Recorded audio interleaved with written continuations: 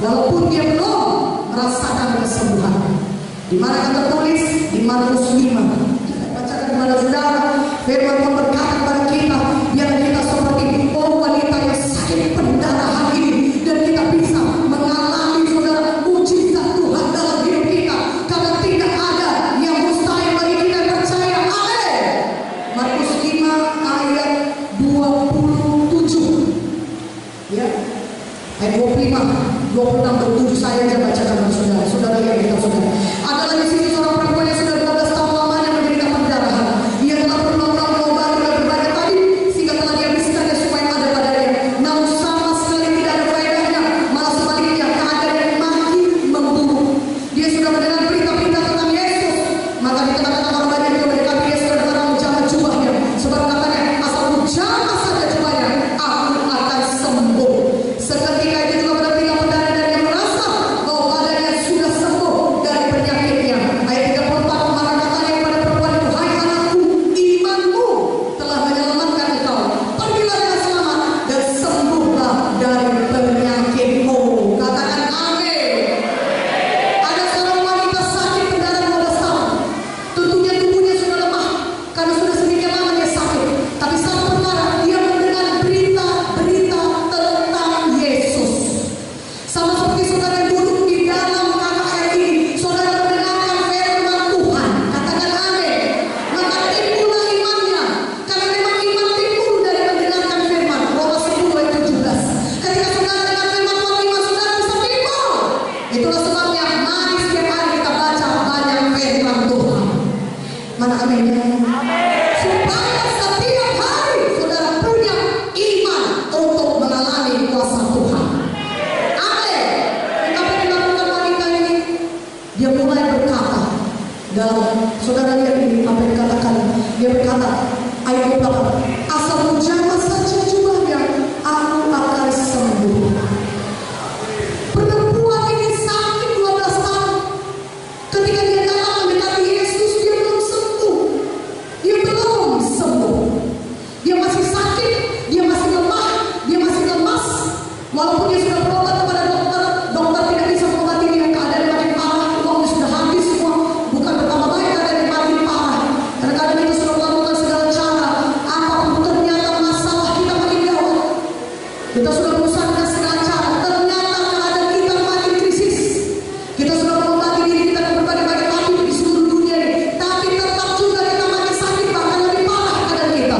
Tapi puji Tuhan, saudara dengar firman Tuhan, iman saudara timbul, saudara bisa mengalami mujizat Tuhan. Tidak ada yang mustahil bagi kita yang percaya. Katakan amin. Bersama dengan saudara, perempuan ini meninggalkan imannya. Dia tidak hanya percaya dalam hati dan berkata, Yesus kan maha tahu.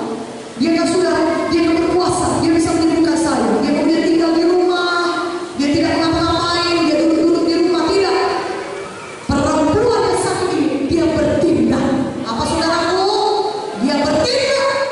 Apa yang berbuatnya? Dia datang mendekati Yesus sambil dia terus mengucapkan dengan mulutnya. Kalau terjemahan aslinya dikatakan artinya perempuan itu terus-menerus berkata, terus-menerus diucapkan. Sambil dia datang mendekati Yesus, dia sakit 12 tahun pendarahan. Orang-orang pun tahu sakitnya. Dan orang-orang seperti ini sebenarnya tidak diperbolehkan berada dalam kerumunan orang banyak. Banyak halaman yang datang kepada Yesus. Mungkin banyak orang berkata pada dia, pergilah perempuan, ngapain kau di sini? Kau sakit, tidak bisa kau berada di kerumunan orang banyak. Pergi sampai pulang. Mungkin banyak menolak dia, mendorongnya, dia tidak peduli. Kenapa? Dia punya iman. Dia mengindahkan imannya. Katakan amin. Maka dia datang kepada Yesus dan terus mengatakan, dia terus berkata, firman Tuhan menuliskannya. Dia berkata, asal menjamah saja jubahnya, aku sembuh. Asal menjamah saja jubah Yesus, aku sembuh, aku sembuh, aku sembuh, aku sembuh, aku sembuh. Amin. Waktu itu dia belum sembuh, saudara. Dia masih sakit, dia masih lemah. Tapi satu perkara, dia sudah menindakkan imannya. Mana amin? Iman itu adalah tindakan. Dimulai dengan saudara mengucapkan dulu, dan kemudian menindakkannya. Dan wanita yang menindakkannya, dia pergi pada Yesus. Dia terus berkata, asal menjamah saja jubahnya sini. Dan betul ketika dia jawab cuma Yesus, seketika itu juga mujizat Tuhan jadi dalam hidupnya. Dia sembuh, dia mengalami mujizat Tuhan, dan Tuhan Yesus berkata, pergilah dengan selamat, imanmu telah menyelamatkan engkau. Tuhan Yesus tidak berkata kuasaku sudah menyembuhkan engkau, tidak. Tuhan tidak berkata kuasaku yang membuat engkau sembuh dari sakitmu 12 tahun itu, tidak. Tuhan Yesus dengan jelas menuliskan firman ini, dituliskan kata-kata Tuhan, imanmu telah menyelamatkan engkau. Katakan amin. Dalam keselamatan arti sebenarnya terjemahan asli itu adalah kesembuhan, kebebasan, keselamatan, semua berkat Tuhan. Imannya pada hari ini juga banyak orang bisa tahu Yesus berkuasa, Yesus maha kuasa, tetapi mereka tetap dalam kesusahan mereka. Mereka tetap ditindas setan. Penyakit mereka bisa membunuh mereka. Mulai